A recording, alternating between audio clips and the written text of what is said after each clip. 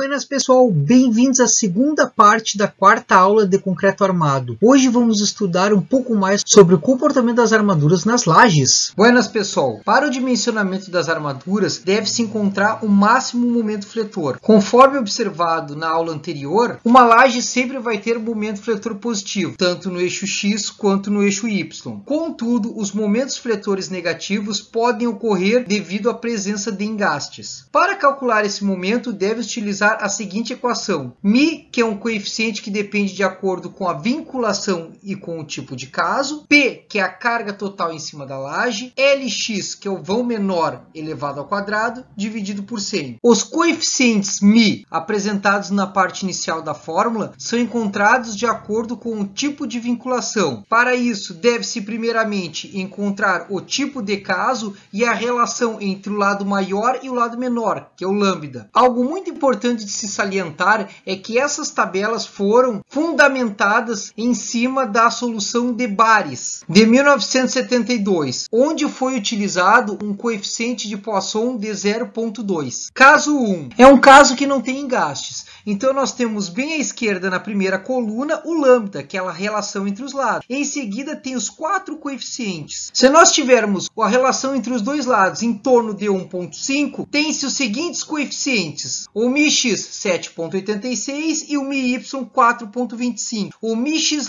e o μy' igual a zero. Por quê? Porque não existem momentos fletores negativos. Então, este tipo de caso só tem armadura positiva. Tem-se o caso 2, e conforme apresentado anteriormente, ele tem um engaste no lado X. Assim, utilizando a mesma relação de 1,5 de lambda, tem-se os seguintes coeficientes: μx igual a 6,6, μy igual a 4,18, μx' igual a 0 e o μy' igual a 11,23. É plausível que o μx' seja igual a 0, pois não existem engastes no lado maior. No caso 3, utilizando-se a mesma relação de 1,5 de lambda, tem-se os seguintes coeficientes: μx igual a 5,77, μy igual a 2,12 e o μx' igual a 11,27, enquanto que o μy' é igual a 0. Por que isso? Pois não tem-se engastes no lado menor. O engaste representa que está tracionando na região superior da laje. Desta forma, deve-se colocar uma armadura para suportar esse esforço. O caso 4 apresenta engastes no lado X e no lado Y. Então, desta forma, se pegarmos o lambda 1,5, tem-se os seguintes coeficientes: μx igual a 4,81, μy igual a 2,47, μx' igual a 10,62 e μy'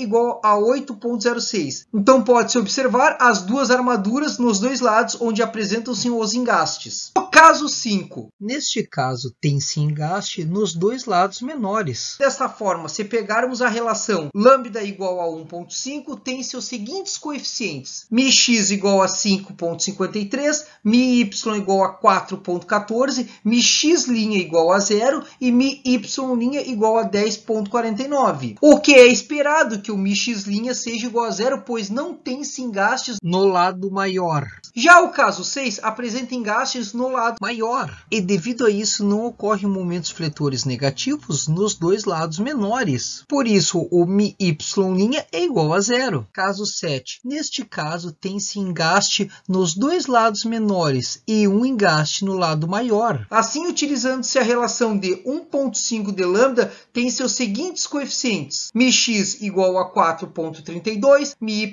igual a 2,63, μx' igual a 9,44 e μy' igual a 7,91. O caso 8. Tem-se engaste nos dois lados maiores e um engaste no lado menor. Assim, tem-se a seguinte relação se pegarmos um lambda igual a 1,5, μx igual a 3,78, μy igual a 1,53, μx' igual a 8 e μy' igual a 5,72. Tem-se as duas armaduras positivas tanto no eixo X quanto no eixo Y, e neste caso tem-se duas armaduras negativas no eixo X e uma armadura negativa no eixo Y. E por último, caso 9. Neste caso, tem-se engaste nos quatro lados, assim duas armaduras no eixo X e duas armaduras no eixo Y. Observa-se que para 1,5 tem o μx igual a 3,58, 1,58, o MI Y igual a 1,66, o MI X' igual a 7,57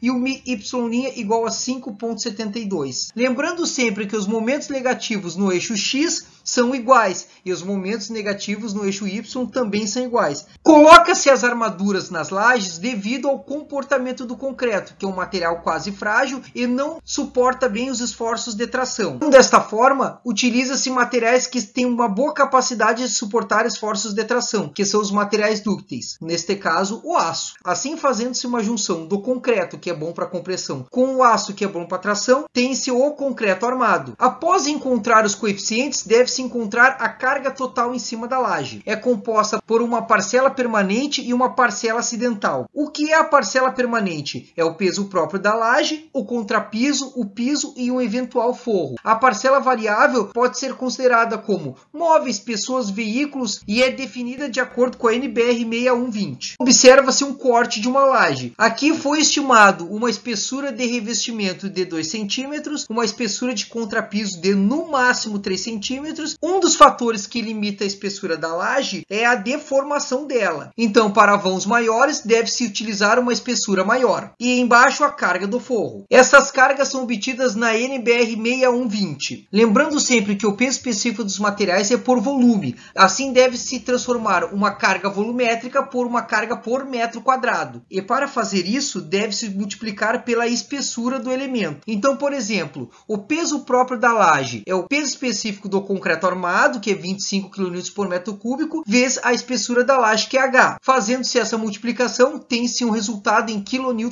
por metro quadrado. O contrapiso, que é feito de argamassa, se multiplicarmos por uma espessura de 3 cm ou 0,03 metro, tem-se em torno de 0,63 kN por metro quadrado. O piso, que pode ser em cerâmico ou madeira, deve-se procurar o peso específico deste material e multiplicar por sua espessura, que é em torno de 2 centímetros ou 0,02 metros. E por último, pode-se utilizar um valor de forro de 0,5 kN por metro quadrado. A carga acidental depende do ambiente que está sendo avaliado para cálculo. Assim, a carga total é uma junção da carga permanente com a carga acidental. Lembrando que 0,5 kN por metro quadrado é em torno de 50 kg por metro quadrado. Após o cálculo dos momentos, deve-se multiplicar por um coeficiente de segurança, assim obtendo-se os momentos de projeto. Com os momentos de projeto, pode-se calcular a posição da linha neutra, de acordo com a equação x é igual ao d, que é a altura útil da armadura, dividido por 0,8, vezes 1 menos, abre parênteses, 1 menos 2 vezes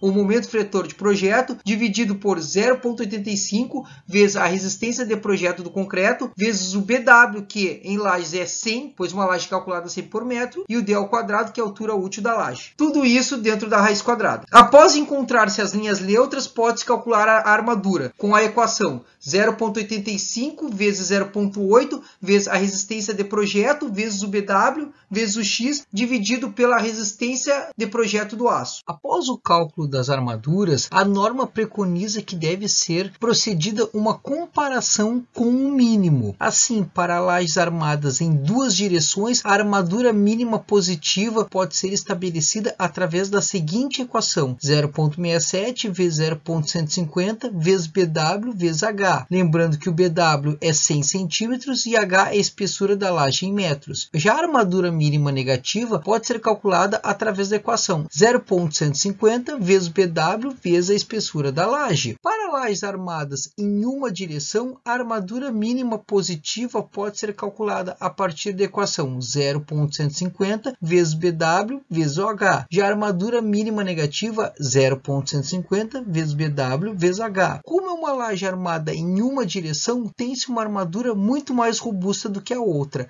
Assim, no eixo Y, existe uma armadura de distribuição, que pode ser calculada através de 20% da armadura principal, 50% da armadura mínima ou 0,9. Após ser procedida a comparação das armaduras, deve-se escolher numa tabela qual bitola utilizar. Assim, vamos entender como utilizar utilizar as tabelas de aço. Então, nesta tabela, na segunda linha, tem-se as bitolas de aço 4.2, 5 mm, 6.3 mm, 8 mm, 10 mm e 12.5 mm ou meia polegada. E a primeira coluna apresenta o espaçamento entre as barras 10, 15, 20 e assim por diante.